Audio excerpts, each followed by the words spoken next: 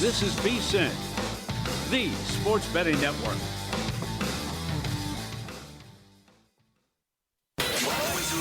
Follow the money. That's what I always say. You always follow the money. Yeah. This is Follow the Money with Mitch Moss and Pauly Howard on VSiN. We are live in downtown Las Vegas from the Circa Resort and Casino. Busy hour coming up. Longtime friend of the show, Adam Chernoff, going to join us for 2 full segments in 15 minutes. We'll talk wildcard weekend and the playoffs in general, our best bets before the end of the show as well. And right now we go to the progressive guest line as lifelong Hoosier, IU alum, and he's also here at VSiN, a familiar voice. To those of you in the audience, Wes Reynolds joins us as he is live in Atlanta for the Peach Bowl tomorrow night, Indiana and Oregon. Hey, Wes, how you feeling right now, man? What are the level of nerves at? Yeah, I'm actually live in Nashville because we're going to be driving down. I think I'm in the parking lot of that gas station that was on Bad Beats a few weeks ago with Scott Van Pelt, the quick sack, here just outside the Nashville airport as we are driving down to Atlanta tonight. You know, a little bit of nerves, but I feel good. You know, I was talking with Paul before the break. This has been a hell of a ride if it ends even tomorrow night. Yes. To win the Big Ten title, to win the Rose Bowl game. And we were talking about that when we were leaving Pasadena last week. It's like, man, this is just gravy now. But as we get closer and closer, it's like, man, I want it all and I want it now, like that Queen song was. We're so close, you know, to win another bowl game and potentially go to a national championship game. And I feel good about these guys. They've given me no reason to doubt them. They've come up clutch every single time when they've been up against it, too, when they were up against it at Iowa, when they were up against it at Penn State, in a tight grinder game in the Big Ten title game with Ohio State. They've given me no reason to doubt them. So this is going to be a war tomorrow night. No question about it. And that Oregon defense was absolutely impressive in the Orange Bowl. So going to be high leverage, and it's going to be close. We're not going to have the luxury of singing and, you know, being all joy like we were in the Rose Bowl. There's going to be some knuckle crushing and some fingernail biting in this one. How big is the Davison injury in your opinion? I think it's big. I think, you know, the fact that Oregon might have 2 healthy running backs, and Oregon ran the ball okay in the first half, and then it got shut down in the second half. The numbers are a little deceiving because the Hoosiers did sack Dante Moore 6 times, so you got to take out that sack yardage. But, you know, I think it's worrisome if they can't run on Indiana. And Alabama, they couldn't run it anyway all year, and they couldn't run it on Indiana. Ohio State couldn't run it on Indiana. So is Oregon going to be able to find a way? Because I think if they have to trust Dante Moore, you know, and put it all on him, as talented as he is, I don't know if he can do it. He hasn't proven it, I think, in his toughest 3 games. The toughest 3 defenses they played were Iowa, and also Indiana. And he's got 1 touchdown and 4 interceptions against the top 3 defenses, including Texas Tech as well in the Orange Bowl, I should say. So he hasn't put up those big numbers in the big-time games yet this year. Very good. Yeah. So you were there, though, live in Autzen for that game as well, and you saw what I thought was an ass-kicking. What scares you the most about Oregon then? The explosives, because I think that you've watched these guys over the years, Mitch. They have speed all over the place, especially at receiver. And those guys, it seems like they're open, like nobody's within like 20 yards of these guys sometimes. And Sadiq, the tight end, did not really much because he was injured in that first meeting in Autzen, but now he's going to be back and good to go. So that's a different wrinkle, I think, in this matchup of that Oregon offense that Bryant Haynes and the defense are going to have to solve. The other unknown here, which we know what he's going to do, but it's what's going to happen on 4th down. And as Mitch has been all over Lanning, I think, and rightfully so, he hates field goals and he won't punt. So he also doesn't read the room where you thought there was going to be a low-scoring game and Tech wasn't going to move the ball against him, yet he went for it on 4th down 8 times. What do you make of the Lanning thing? Yeah, he did, and one of the reasons why he did is because Oregon didn't run the ball that great, and Texas Tech, we know, really good on the defensive line, one of the best in all of college football, so they were kind of forced into that scenario, and that's what really decided the first meeting, guys, I think, on 4th down, but also 3rd down. Nobody's better than Indiana on 3rd down this year. They're number 1 on offense, and they're number 2 on defense, and if you look at Indiana and some of their high-profile games, like Oregon State, Iowa, Penn State, you look at the yards per carry, and it's like man, it's not much. It's right around 3, a B average basically with the GPA, but it was good enough.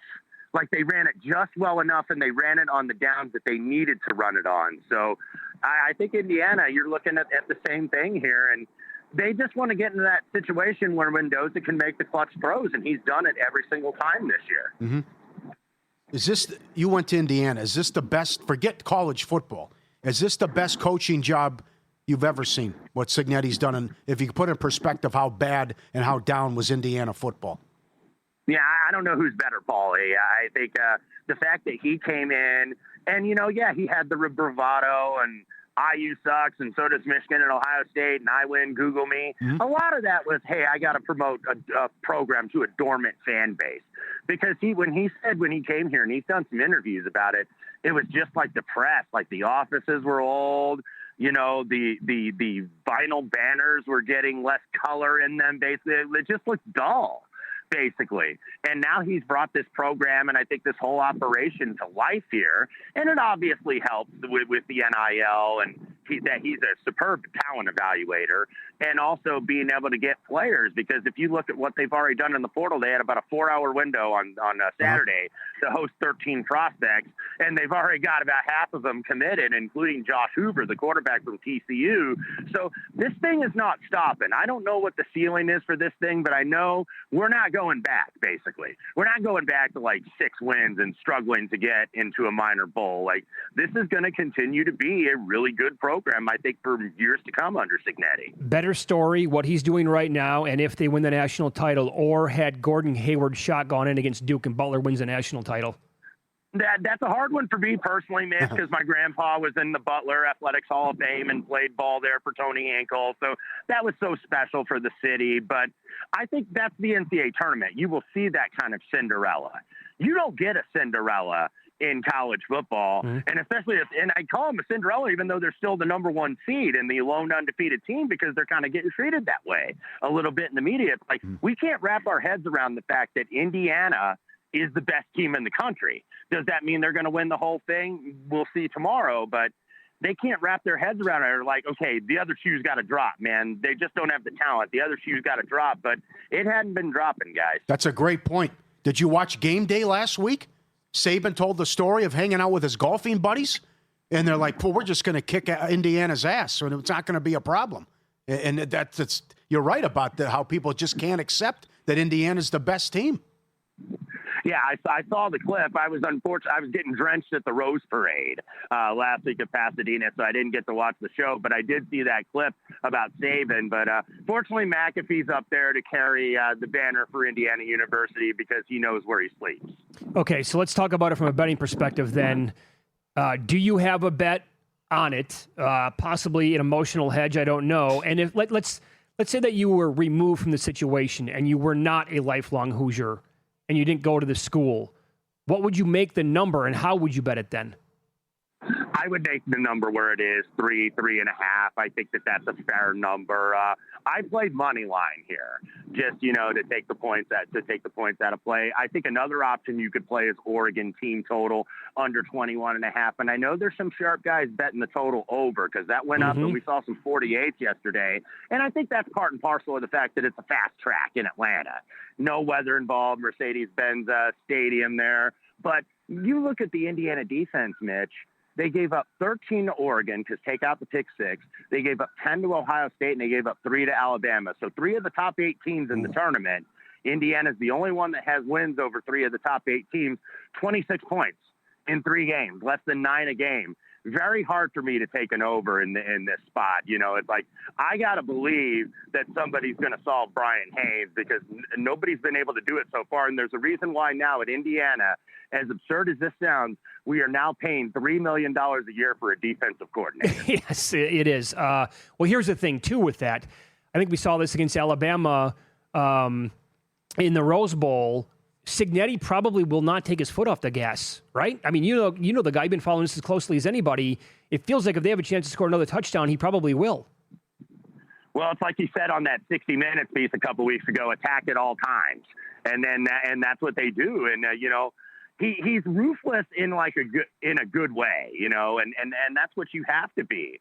You can't be a nice guy. Like, he's not like a mean-spirited guy. Like, he doesn't scream. He's not a ranter or a raver. But I love this coaching matchup between the two because I think both Lanning and Sig are complete psychopaths, but in a completely different way. Like, Lanning's demonstrative and he's fiery and, hey, they're counting on clicks, we're counting wins and all that stuff. And Cignetti's just like, okay, keep the main thing, and he's all business. So, yeah, I've got no reason to – the guy's 25-2, Mitch. I got no reason to go against him yet. Yeah, we were talking about this earlier, Wes, in like a minute. This has to be made into a movie. If so, who would be your top candidate or candidates to play Cignetti? Oh, man, I got to go somebody a little bit older. He kind of has that blunt demeanor that I've seen some of the characters play. Maybe like a Dan Aykroyd. Does that make sense? Yeah, we got that. We got him. Came in, Yeah, that was on Twitter for sure. Okay, yeah, because he kind of reminds me of that, like how quick he is. It reminds me of the Zelensky character in Tommy Boy, where he just speaks so bluntly and then just moves on. Sorry about your marbles, you're Z. All right, pal. Thanks for the time during this busy trip that you're about to watch yet again with this team. Can't believe it. Nobody can. And hopefully they bring it home for you one more time. Thanks, Wes. Enjoy the game. You bet. Thanks for having me on, fellas. There you go. Wes Reynolds here at VSiN. From the state, lifelong Hoosier, went to the school. And he's right. I mean, like, nobody could have ever predicted this. No way.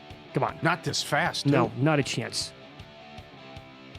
Hardcore breakdown, wild card round coming up next. Longtime friend of the show, Adam Chernoff, with his thoughts on all 6 games. Follow the money on VSiN, the Sports Betting Network.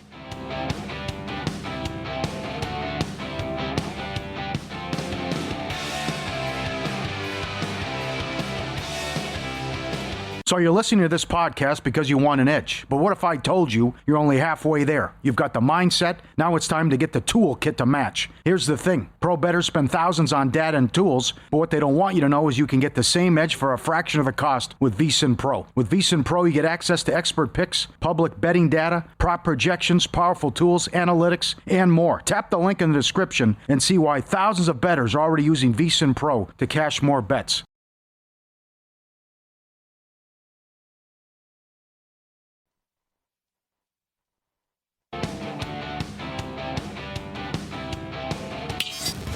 This is Follow the Money on VSiN.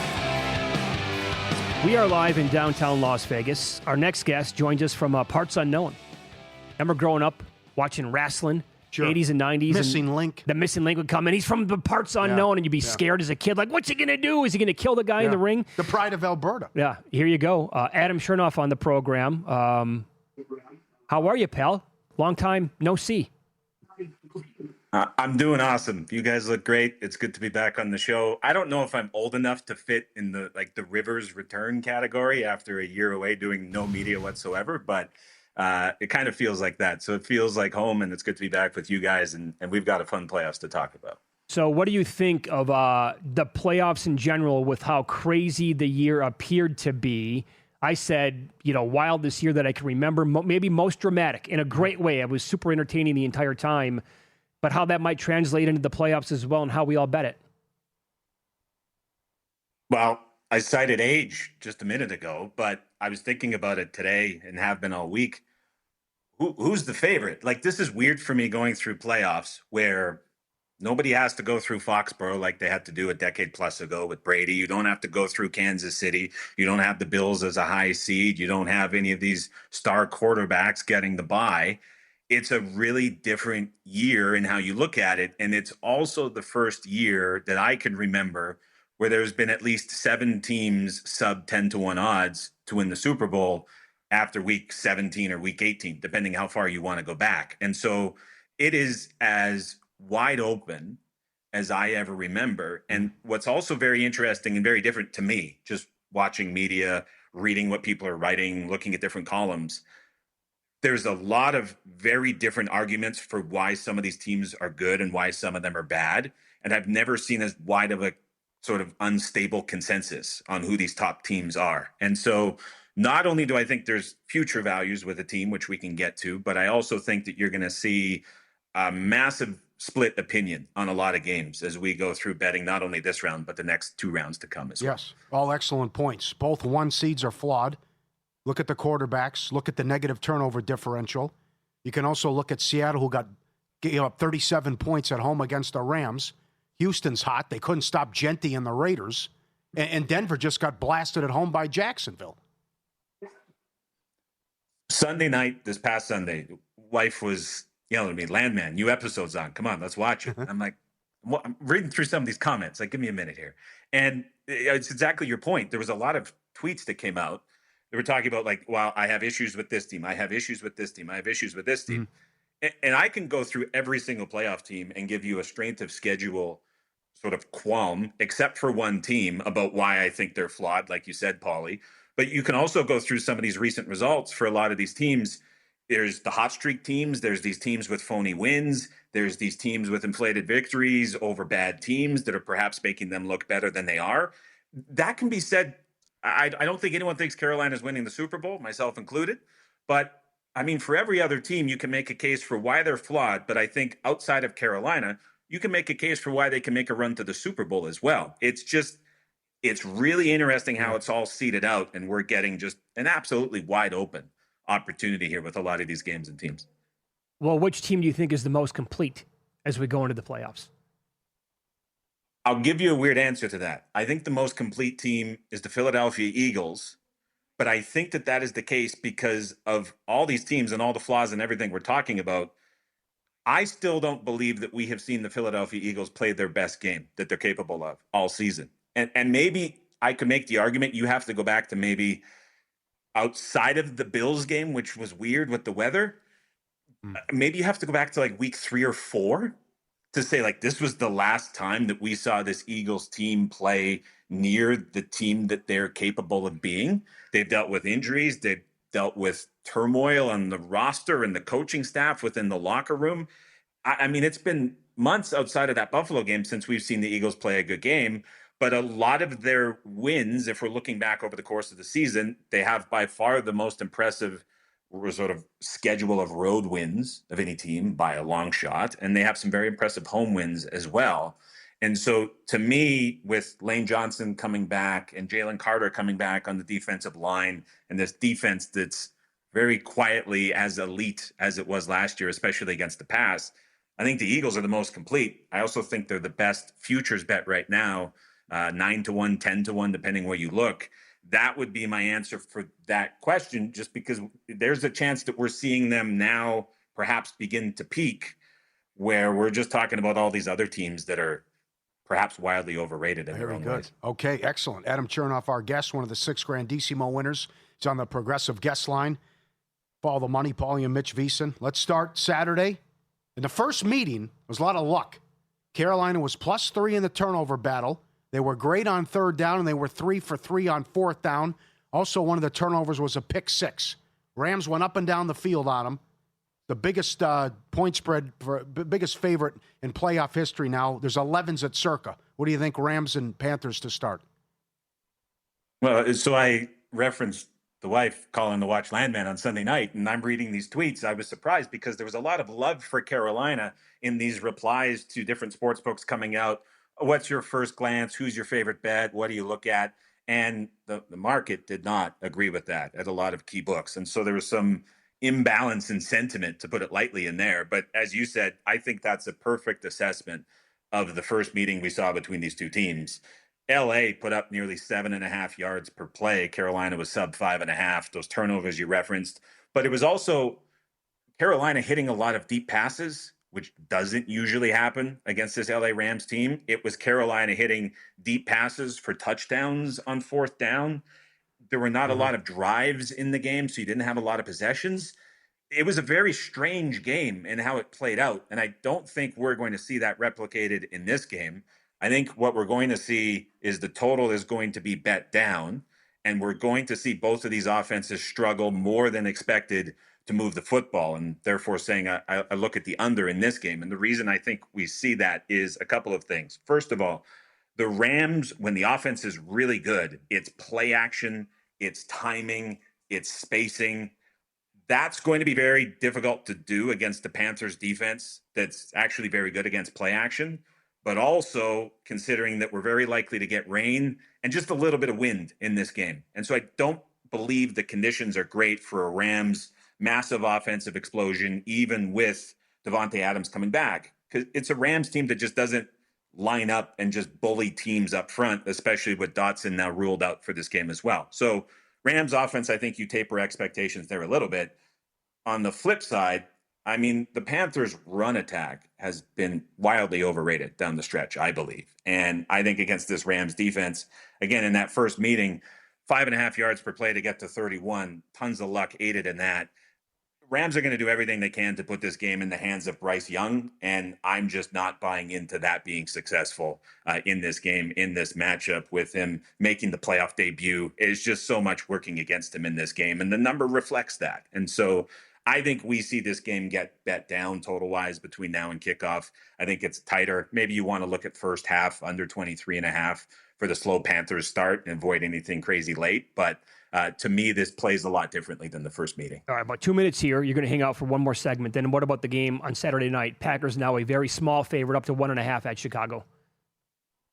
Well, let's focus on the total again. So just now at the most prominent sports book on the board, which I'll talk about in the next segment, it's been very telling this year. We saw them, the last one to hang on at 46.5. This total's been getting blasted down today because a very prominent weather reporter published his report, and this is getting all sorts of red flags because you have sustained winds, you have rain, you have cold. This is just classic Chicago January weather that's going to make for a very exciting football game. I am waiting. Let's see how low this goes, because to me, even with the weather conditions, this sets up as a really nice over. The Bears have been awesome at scheming the run game all season long. The Packers without Parsons are a completely different defense. They've also got other injuries up front on the defensive line. So I think the Bears move it in these conditions. We're at a number now that's a couple points lower than the first meeting between these two teams, which went over. The second meeting had Malik Willis playing for half the game. And so that's a very hard reference point to get to from that second game, reflecting in this total. In that first meeting, when the Packers were opening up the pass game, they were able to find explosives all over against this Bears defense. And I also think now with Jacobs coming out and saying he's the healthiest he's been in more than 6 weeks, the Packers, too, are going to have more a resemblance of a run game than we've seen in a couple of weeks as well. And so I get there's weather, I get there's wind, I get there's cold. Let's wait this one out. These weather games always get bet under. I would expect this number to keep on coming down. Maybe you get 44 flat, maybe you get even lower. I think we see some points, and I think we see some excitement in this one. I think it's going to be a really fun game to watch on Saturday night. So it'll be a late submit bet for me, but I'll be looking at the over in this. Very one. good. We'll continue with Adam Chernoff coming up next, longtime friend of the show. Love his analysis on the NFL. Had a great year betting this sport. He's on the Progressive guest line. We haven't talked to him throughout the regular season. I do know that he was super high on the Bills before the season started. I want to know if that's going to continue going into the playoffs, specifically if he likes them a lot against Jacksonville on Sunday.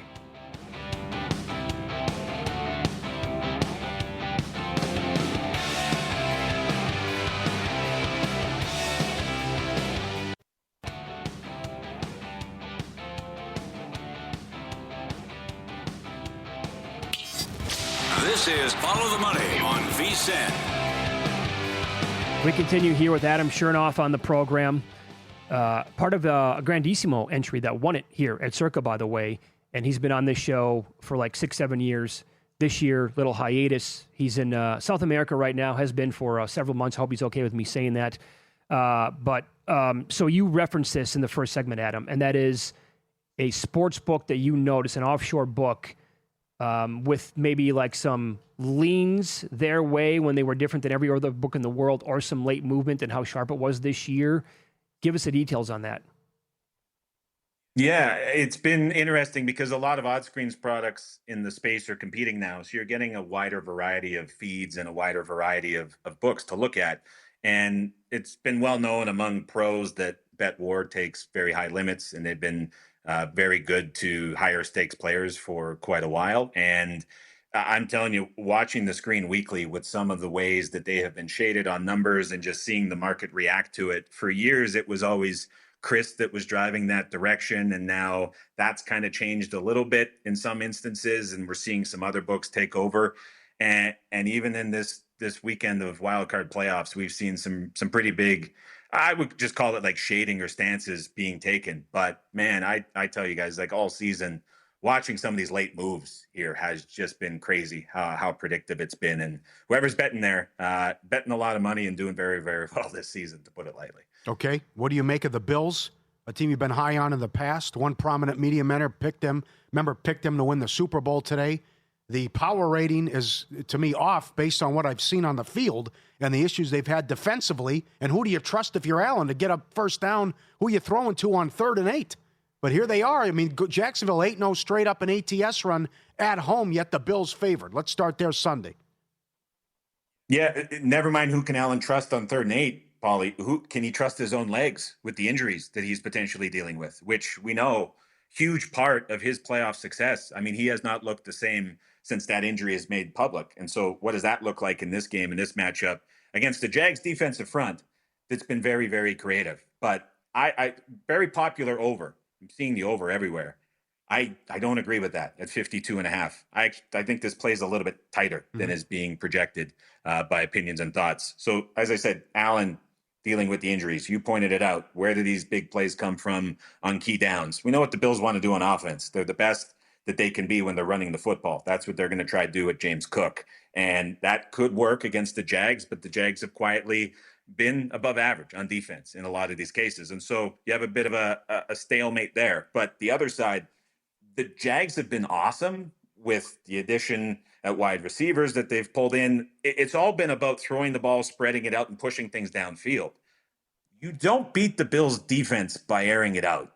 You beat the Bills defense by lining up 5-6 guys up front, running the football and pounding it in the middle of this Bills defense. And so what are the Jags going to do to counter that? Because if they've been doing what they've been doing on this run that they've had, that's not working against the Bills. And so I think both of these offenses struggle more than expected, and we see a bit of a lower scoring game than projected. Okay. So I think the 49ers-Eagles game comes down to how many guys are actually going to be healthy for the 49ers, and maybe not looking so hot, although Trent Williams was limited today. Looks like Pearsall missed yet again. Kittle was limited. This has been the never-ending story here for the 49ers, not only this year, but for several years now. And this number is touching 5.5. That's the number here at Circa. Thoughts on this game? Well, first of all, did you guys put on the tinfoil hats and look at the electric station next to the stadium, the conspiracy that's emerging? Yes. I got to tell you, this is a pretty amazing report, though. Go ahead. Someone's got way too much time on Google Earth to pull that one out. But if that turns out to be something real, are we going to see are the 49ers going to have to move? What comes from this? I don't know. It was a weird report, but for anyone who didn't look at that, go and look at it. But like you said, it's the story every year, right? Niners and injuries, and it's happening at a key time. This is a awful matchup for the Niners. We talked about the difference in sportsbooks just a second ago. We saw some recreational facing sportsbooks in the U.S. on the apps post 2.5 minus 20 at open.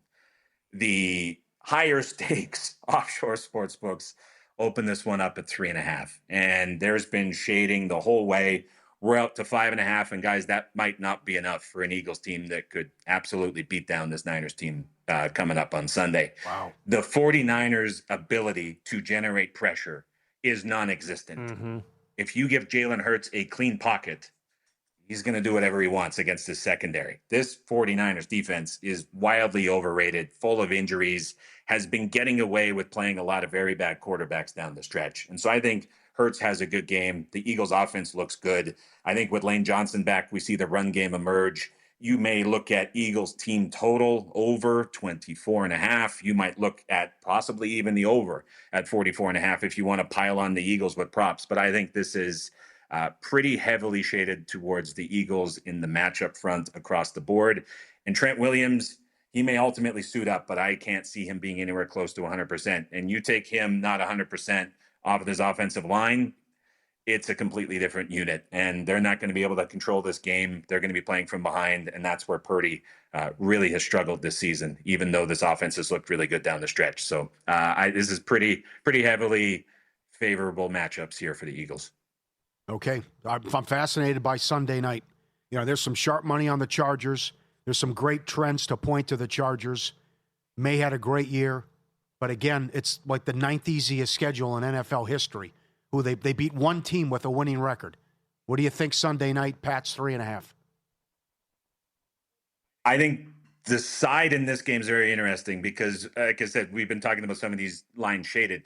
There was a 4 that was posted at a very prominent sports book that's a very high limit sports book, and it lasted for about a day and a half, and someone took out the 4 today, and it's now 3.5 as the best price in the market if you want to go the other way. So a massive opinion there on the Chargers to bring this game in and tighten things up. You mentioned the Pats. Not only that, a ton of games, ton of snaps for the defense against backup quarterbacks, against third-string quarterbacks. I'm looking at this game. The Chargers defense is going to force New England to make everything happen underneath. May's benefited a ton from the deep ball. He's been very good at it. But I think back, it's maybe not the best comparison. The Giants defense tried to do the same thing on Monday night. It was very impressive how methodically May was able to move the ball down the field. So the Chargers bend but don't break defense is going to slow down the Pats with their deep ball. But I still think the Pats move it and have the ability to score points. And the Chargers offense is entirely dependent on the defense they play. Can you generate edge pressure because of the tackle issues that they have? The New England Patriots pass rush, I believe, but also statistically, is the worst of any team that's not named the San Francisco 49ers in the playoffs, worst in the AFC. So the big Achilles heel for the Chargers offense is not really going to be tested in this game by this Patriots defense, even with Milton Williams back, who's an interior pressure guy. And so I think the Chargers offense is going to be able to move the football as well. So this total's leaked up a little bit. I think we'll see some over money between now and kickoff come in and push this up even higher as both of these offenses could find success. Any strong opinion Monday night then? Steelers at home as a dog? Most divisive game of the week by far. So I sent out a tweet Sunday prior to Ravens Steelers. And my thinking was, let's get this matchup because the Texans are going to be able to force the Steelers to play in a phone booth. Now, the number opened up higher than I expected, but throughout the week, we've seen Steelers money come in and push this number back. What's interesting to me is I think about this matchup. So I think it's absolutely true. The Texans defense is going to be able to sit and force Pittsburgh to do everything underneath, even with Metcalf coming back. 4 of the last 5 games for the Steelers, their leading or second leading receiver in that game has been Kenneth Gainwell, a running back. And so it's not like the Steelers are just this crazy explosive offense, but they kind of don't have to do anything different to play optimally against this Texans defense because Rodgers is getting the ball out of his hands so quickly. It really takes away this standard pass rush that the Texans have been so good at generating. And so perhaps we see Rodgers in this groove behind an O-line that's playing exceptionally well. And now Tomlin willing to gamble more after being called out, the big coaching and philosophy change down the stretch. The Steelers have looked, I think, a little bit better than expected. And so while I looked at this as C.J. Stroud and the Texans coming in another year where they've navigated the wild card round very well, and the issues for Stroud in the playoffs have been going to peak Kansas City at the height of the Chiefs run and then going to peak Baltimore with the best Baltimore Ravens team we've ever seen and their 2 losses in the divisional round. Thought they initially drew a break here against Pittsburgh, but every pro that I speak with on a weekly basis likes the Steelers in this game. And the market has reflected that in a big way. And so I'm just, in the wild card weekend, I don't want to run out and oppose all of the bettors that I respect the most. And so I will sit on the sideline on this one and see who is right. But yeah, it's been a pretty divisive game all week for me. Is it tough finding offshore books in Colombia? Wide open across the board. Lots of legal ones too. So there's no issues there. Great talking to you again, man. Let's catch up again soon. Thank you. Best of luck this weekend. Let's do it. Thanks, guys. There you go. Adam Chernoff, our best bets in pocket plays coming up next.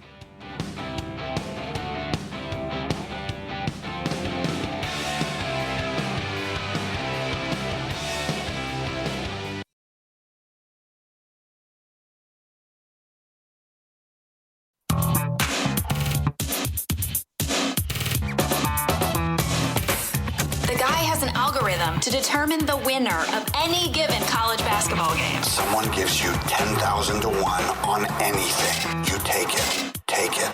Take it. I bet you $20 I can get you gambling before the end of the day. No way. I'll give you 3 to 1 odds. Nope. 5 to 1. Nope. 10 to 1. You're on. All right, let's do it. We start tonight. This is going to be great. 5 straight nights of playoff games. It's a hell of a run. Then the next week, divisional round, and then the championship in college football. Which, who knows? Maybe it's meant to be. Maybe it's Cristobal against his former team for all the marbles. Stafford, MVP plus 310. I see Pro Football Talk says they gave it to Drake May. They gave Robinson Offensive Player of the Year. How about that? Bears, Packers under 47.5. Talking like 30, 35 mile per hour crosswinds. Going to be nasty in Chicago. Nasty as they want to be. As Adam was saying, that's dropped to like 44, I think, now. Yeah. Steelers plus 3.5. I'm concerned, and the numbers back it up, about how I had to bring my A game for 2+ months if I'm Houston. And they've been treating this like playoff games. I really hate myself for not betting the 3.5. They've won 9 in a row. Teams on these long winning streaks in the playoffs, 6-19 ATS since 2002. Houston all time, 0-6 on the road in the playoffs. And the Tomlin voodoo, satanic black magic stuff. You get that priest out there and all this other nonsense. They'll win 16-13. Panthers plus 10.5. Patriots lane 3.5. Patriots first half minus 2.5. Has been so good all year on the first half, especially on a money line. But 14-3 ATS. The opposite of the Bills, who have been awful ATS in the first half. All teams to score a touchdown plus 120. Puka, depth 10 yards in every quarter plus 375. Let's keep dancing. Both teams make a 35-yard field goal in the Monday night game, minus 150. Boswell over 1.5, minus 150. Fairbairn is now up at most books. He's $2.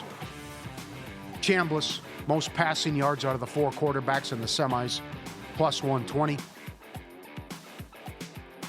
Ray Davis, anytime touchdown, 10 to 1. Were you able to find 10? Yes. It's at DraftKings and other books. I grabbed a 15 in pocket, but that is tough to find. Wow. I don't think Johnson's going to play. He's banged up for the Bills, and it's wide open for Davis here to sneak in and steal a touchdown and get a lot of snaps. And he was so good last week in the win. But I just think that was too high. Now, that is as low as 6 to 1 now. Davis. At Caesars, anytime. Is that yours, or are you a prop thief again here? Get out of here, you lunatic. Got to have goal in the first 10. Avalanche on a 16-1 run at home. Goal in the first 10, minus 170 against Ottawa tonight. Oregon, Indiana, longest touchdown under 39.5 yards. And again, we are talking about 35 mile per hour crosswinds. I don't think you're going to attempt it, let alone make it. Bears, Packers, longest made field goal under 49.5 yards. Let's see. Loading up for the weekend games. All right. Well, more to come. Sure. Respect. Nice results last night in the NBA. 3-point props got there with Deuce McBride, over 2.5 plus 130. Michael Porter hit 8. Over 3.5 was plus 112. He took 15 in the game last night. 8, the ladder. Come on. Anthony Simons went over 2.5 plus 106, and Michael Porter did go over 31.5 points in rebounds. So solid night last night. The pending here, the Stafford with the MVP. Dart, offensive rookie. Gobert, defensive player. Packers money line, minus 115 against the Bears. New plays here.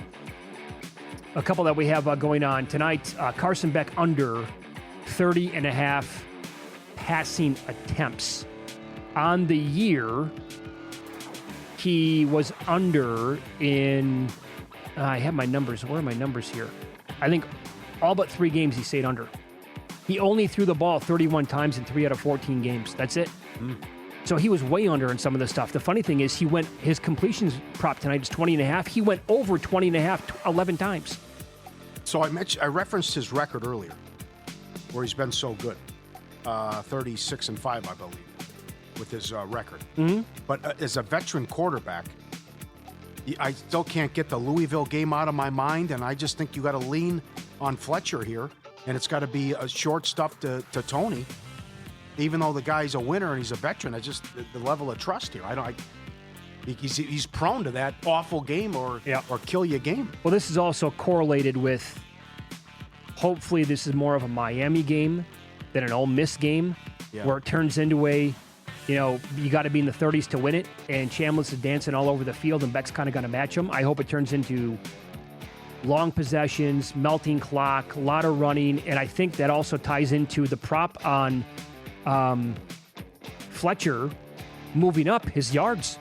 Yeah. It went from like 88.5 here at Circa. Some books are at 96.5, and where he's going to be the guy getting, maybe 20 carries or so. Grab 25-1 MVP if you can find it. Mm-hmm. So I like to bet under 30.5. A couple of plays involving the Hornets tonight. Again, they're on a back-to-back. Should have won last night against Toronto. They are 7-0 ATS in a back-to-back, covering by 14.4 points per game. They have played 4 of the worst teams in the NBA on a back-to-back. Washington twice, Utah. In Toronto was another one. Toronto's not one of the worst teams. But the results have been awesome. They beat Washington twice in a back-to-back, 139 and 113 to 113. Other game was 126 to 109. They beat Utah 106 to 103. Indiana's as bad as anybody. No Mathurin tonight as well. I laid the 4.5. That number is moving. And I also played them on a moneyline parlay with the Eagles on Sunday against the 49ers at plus 116. Good luck, everybody. Football meets flavor with VSiN and Omaha Steaks, the official sponsor of tailgating. And right now, when you spend $129, you get 2 pounds of fully cooked chicken wings plus 50% off site-wide. omahasteaks.com/VSiN. Don't wait. Spend $129 and get 2 pounds of wings and save 50% site-wide on steaks and more. omahasteaks.com/VSiN. Minimum purchase required. omahasteaks.com/VSiN.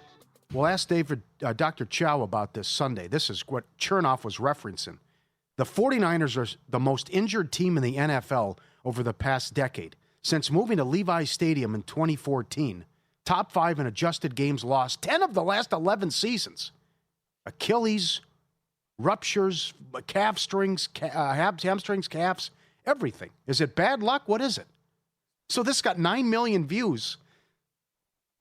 The facility is next to an electric substation. Mm-hmm.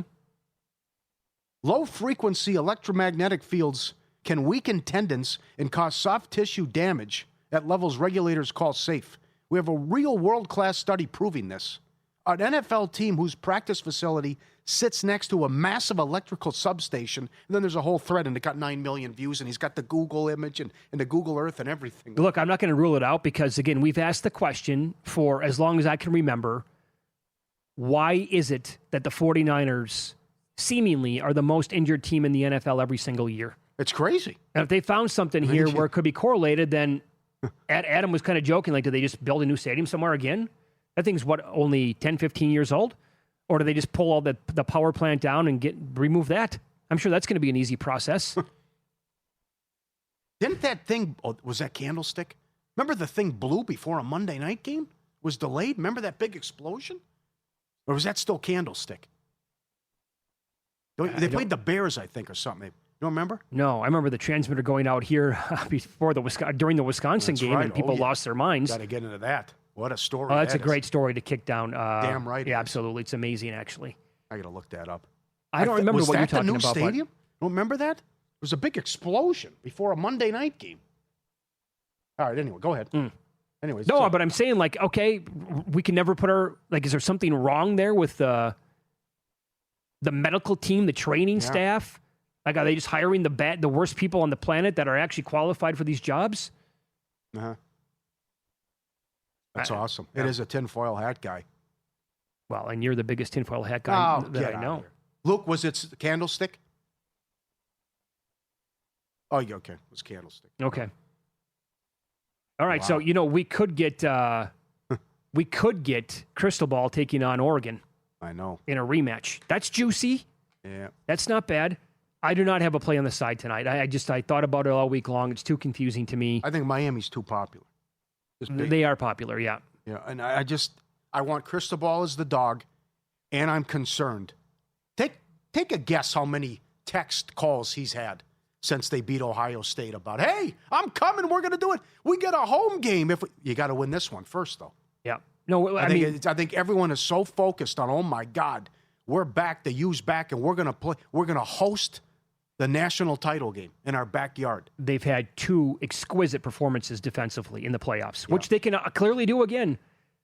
This Chambliss thing, he's on fire. They just did it to Georgia. Georgia also had a very good defense. Probably not as good as Miami's, but I think this is more of an in-play game for me tonight. All right. Oxford Bob likes the under. As do I. I think he's right about that. All right, stay tuned. VSiN primetime. Man, this is going to be a great one coming up tonight with Humans and Murray. They'll take you through all the game as it's happening. It might actually trickle into catching out with Dustin Swedelson so he can lose his mind again. VSiN by the books. Wake up early tomorrow at 7 a.m. Eastern with Dave and Jensen. They'll recap everything. Get you set for the weekend. Good luck, everybody.